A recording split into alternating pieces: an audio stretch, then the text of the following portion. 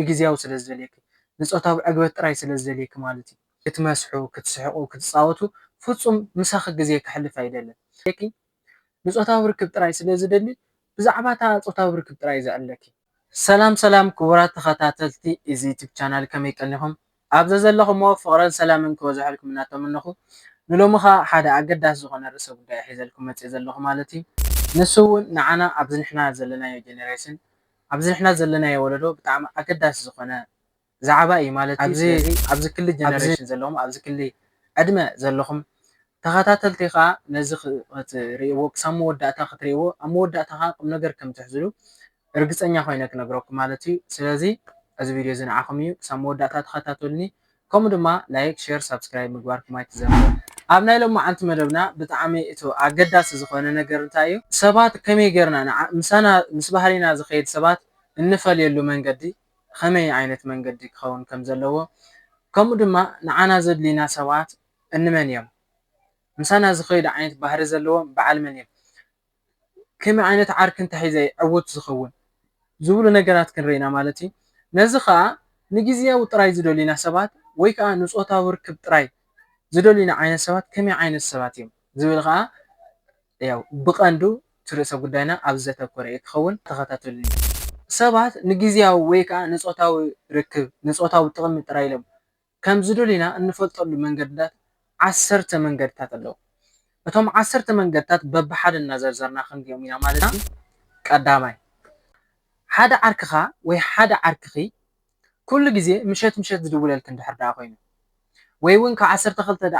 ሰዓት ንድሓር ዘሎ ካብ 12 ሰዓት እንድሓር ዘሎ ወይ ካብ 2 ሰዓት እንድሓር ዘሎ ኮታስ ብሓፈሻ ኩሉ ግዜ ብፀልማት ኩሉ ግዜ ብምሸት ንራኸብ ዝብለክ እንድሕር ደኣ ኮይኑ እዚ ሰብ እዚ ዕላምኡ ፍሉጥ እዩ ኩሉ ግዜ ብፀልማት ንራኸብ እንድሕር ዝብል ኮይኑ ኩሉ ግዜ ብምሸት ዝድውል እንድሕር ደኣ ኮይኑ ቀትሪ ኣብ ምንታይ ምስ ወዓለ እዩ ምሸት ዝድውል ኣብ ስራሕ ድዩ ውዒሉ ድሓን ኣብ ስራሕ ውዒሉ ክኾን ይኽእል እዩ ግን ኩሉ ግዜ ድዩ ኣብ ስራሕ ዝውዕል ሸውዓተ መዓልቲ ሙሉስ ኣብ ስራሕ ውዒሉ ስለ ዝውዕል ድዩ ኩሉ ግዜ ምሸት ምሸት ዝድውል ንነፍስኺ ሕሰብ እያ ንነፍስኻ ንገርያ እሞ እንታይ ኮይኑ ኩሉ ግዜ ምሸት ምሸት ዝድውል እሱ ዝደልዮ ነገር ብምሸት ስለ ዝኾነ እዩ ካልእ ምክንያት ወይ ካልእ ምስጢር የብሉን ሰብ ምሸት ዝደልዮ ነገር ብምሸት እዩ ዕላሉ ዝፍፅም ማለት እዩ ስለዚ ከምዚ ዓይነት ሰብ ከምዚ ዓይነት ዓርኪ እንድሕር ደኣ ሃልይኪ እዚ ሰብ እዚ ብቕልጡፍ ምስ ናትኪ ፀባይ ዘይኸድ እንድሕር ደኣ ኮይኑ ንምእላይ ተገደዲ ኢኺ ማለት እዩ ካልኣይ ኩሉ ግዜ ዘረብኡ ምስ ፆታዊ ርክብ ዝተተሓሓዘ ዘውግዓክ እንድሕር ደኣ ኮይኑ እዚ ሰብ እዚ ፍሉጥ እዩ እቲ ምንታይ ሲ ብዛዕባ ፆታዊ ርክብ እንዳዕለለክ ከሎስ ፆታዊ ርክብ ጥራይ ኣይኮነን ዝደልየኒ ክትብል ኣይትኽእልን ኦፍኮርስ ትኽክል እዩ ብዛዕባ ፆታዊ ርክብ ክዕልል ይኽእል እዩ ምክንያቱ ክልተ ተፃረርቲ ፆታ ስለ ዘለኹም ብዛዕባኡ እንተዕለለ ድሓን ደልዩ ክኸውን ይኽእል እዩ ግን ኩሉ ግዜ ብዛዕባኡ ዝሓስብ እንድሕር ደኣ ኮይኑ ካልእ ዕላማ የብሉን ማለት እዩ ስለዚ እታ ዋና ስርሑ ንሳ እያ ማለት እዩ ምክንያቱ ሓደ ሰብ እንጀራ ጠሚዩ እናበለስ እንጀራ ኢኻ ክትቦ ዘለካ እምበር ማይ ክትቦ ኣይትኽእልን ወይ ማይ እዩ ደልዩ ክትብል ኣይትኽእልን ማይ ፀሚዩ እናበለስ እንጀራ እዩ ደልዩ ክትብል ኣይትኽእልን ስለዚ ፆታዊ ርክብ ብዛዕባኡ ዝተኣሳሰር ብዛዕባ ፆታዊ ርክብ ዝተኣሳሰር ወግዒ ዝተኣሳሰር ዛንታ ብዛዕባ ኣዕረውቱ እገለ ከምዚ እገለ ከምዚ ገይሩ እገለ ከምዚ እገለ ከምዚ ገይራ ዝብለክ እንድሕር ደኣ ኮይኑ ወይ ብዛዕባ ዝኾነ ፊልሚ ክኸውን ይኽእል እዩ ብዛዕባ ፊልሚ ኣዛ ፊልሚ እዚኣ ዘሎሲ ከምዚ ኮነ እገለ እኮ ከምዚ እኮ እዩ ዝገብራ እገለ ኮነ እገለ ከምዚ እኮ እዩ ዝገብራ ከምዚ እኮ እዮም ዝገብሩ ኢሉ ብዛዕባ ፆታዊ ርክብ ብዛዕባ ፆታዊ ትንኮሳ ዘዕለክ እንድሕር ደኣ ኮይኑ እዚ ሰብ ሲ ፍሉጥ ነገር እዩ በቃ ፆታዊ ርክብ ጥራይ ዝደሊ ካልእ ወላ ሓንቲ ዕላማ የብሉን ማለት እዩ ስለዚ ብቐሊሉ ክትፈልጥዮ ትኽእል ኢኺ እዚ ሰብ እዚ ንፆታዊ ርክብ ጥራይ ወይ ንግዜያዊ ጥራይ ከም ዝደልየና በዚ መንገዲ እዚ ክንፈልጦ ንኽእል ኢና ማለት እዩ ሳልሳይ እትራኸብሉ መንገዲ ብጣዕሚ ውሱን እዩ ንሱ ከዓ ወይ ኣብ ቤት ምግቢ ወይ ኣብ ቤት መስተ ኮታስ ኣብ ዝተፈላለዩ ሻሂ ቡና ክትብሉ ድዩ ወክ ክትገብሩ ድዩ ብሓንሳእ ውራይ ክተሕልፉ ድዩ ብሓንሳእ ኣስቤዛ ክትገብሩ ድዩ ኮታስ ኣብ ዝተፈላለዩ ማሕበራዊ ሂወት ብሓንሳእ ክትኸዱ ዘይኮነ ዝደልሲ ንሱ ክትራኸቡ ዝደልያ ሓንቲ ጥራይ እያ ሓንቲ ቦታ እያ ንሳ እውን ኣብ ዓራት ጥራይ ኣብ ካልእ ምስ ዋላ ሓንቲ ግዜ ክረኽበኪ ዕድል የብሉን ወይ ባህ የብሉን ብፍፁም ማለት እዩ ሓቢርክ ወክ ክገብር ብሓንሳእ ክትንቀሳቀሱ ናይ ፍቕሪ ዕላላት ክትዕልሉ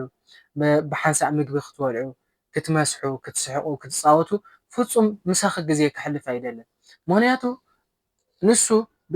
ኣብ ፆታዊ ርክብ ኣብ ዓራት ክረኽበኪ ጥራይ ዝደሊ ምክንያቱ ዕላምኡ ንሳ እያ ካሊእ ዕላማ ስለ ዘይብሉ ማለት እዩ ምክንያቱ ነውግዕሉ ዘለና ብዛዕባ ፆታዊ ርክብ ጥራይ ዝደልዩ ሰባት ወይ ንግዚኡ ጥራይ ተጠቂሞም ክድውሩ ኢና ዝደልዩ ዓይነት ሰባት እንታይ ዓይነት ባህሪ የርእዩ ኢና ዝብል ዘለና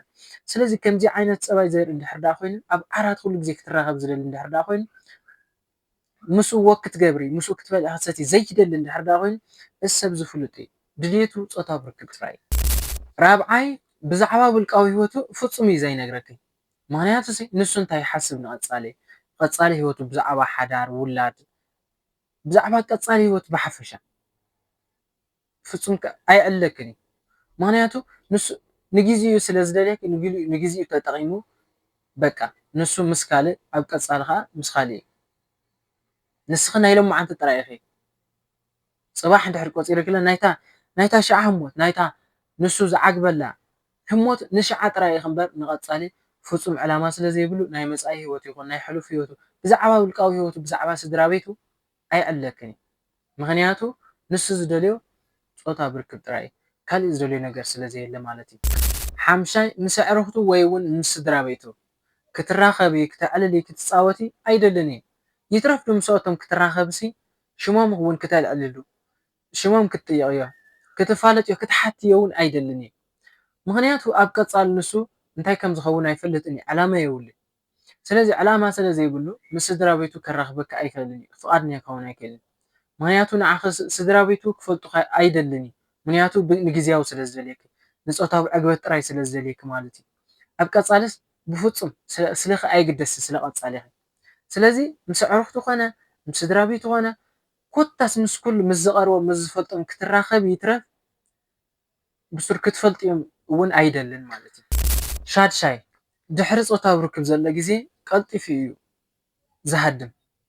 ዝኾነ ምክንያት እናፈጠረ ምሳኺ ክዕልል ምሳኺ ክፃወት ምሳኺ በቃ ናይ ፍቅሪ ሂወት ናይ ፍቅሪ ግዜ ከሕልፍ ምሳኺ ኣይደልን ፆታዊ ርክብ ድሕር ዳ ፈፂምኩም በቃ ተሲኡ ናብ ካሊእ እዩ ዝኸይድ ምሳኺ ናብ ምፅናሕ ተኽእሎ የብሉን ንምሳኺ ናብ ምፅናሕ ድሌት የብሉን በቃ ንዓኺ ተጠቂሙሎ ንካልኦት ጓል ክጥቀም ከዓ ይደሊ ናብ ካሊእ እዩ ዝኸይድ ከምዚ ዓይነት ፀባይ እንድሕር ዳ ሃልይዎ በቃ እታ ሸዓ ዕግበቱ ፈፂሙ ናብ ካሊእ ንምኻድ እንድሕር ዳ ዝተባተወ ኮይኑ ምሳኺ ግዜ ከሕልፍ ምሳኺ ክፃወት እንድሕር ግዜ ዘይህበክ ኮይኑ እዚ ሰብ እዚ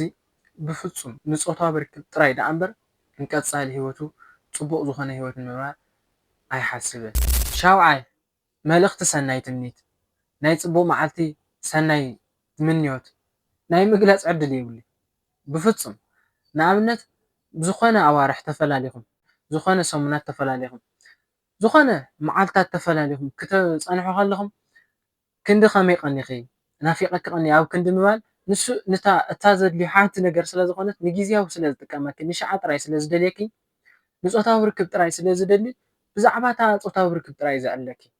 ከምዚ ከይገበርና ቀኒና ከምዚ ክንገብር ነይርና ጥራይ ክብለኪ ዝኽእል ምክንያቱ እታ ዓላምኡ እታ ድሌቱ ፍልጥ ስለ ዝኾነት ስለዚ ብዛዕባ ሰናይ ትምኒት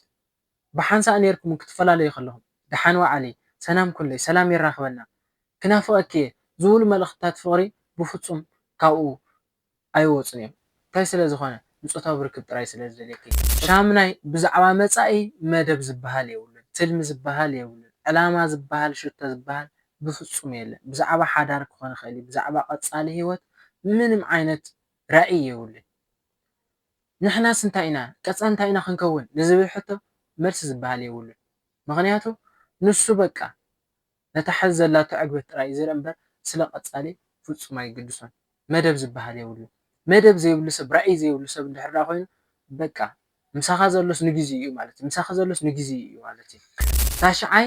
ጥልመት ወይ ክሕደት ይስማዖ ይረኣዮ ኩሉ ግዜ ኣብ ውሽጡ ዝረኣዮ እንታይ እዩ ንሱ እሙን ስለ ዘይኮነ ምሳኻ ሓዲሩ ፅባሕ ከዓ ምስ ካልኦት ስለ ዝሓድር ከም ዝሓድር እውን ስለ ዝፈልጥ እምነት የብሉን ክድዓት እዩ ዝረኣዮ ኣብ ውሽጡ ክድዓት በቃ ክሕደት እዩ ዝረኣዮ ኣብ ውሽጡ ክትጠልመኒ እያ ክብል ይኽእል ምእንቲ እቲ ምንታይ ንሱ ምስ ካልኦት ይሓድር ስለ ዘሎ እንተፈሊጥኪ ከም ትገድፍዮ ስለ ዝፈልጥ ማለት እዩ ነዚ ከዓ ጥልመት እዩ ዝረኣዮ ክሕደት እዩ ዝረኣዮ ክሕደኪ ክጠልመኪ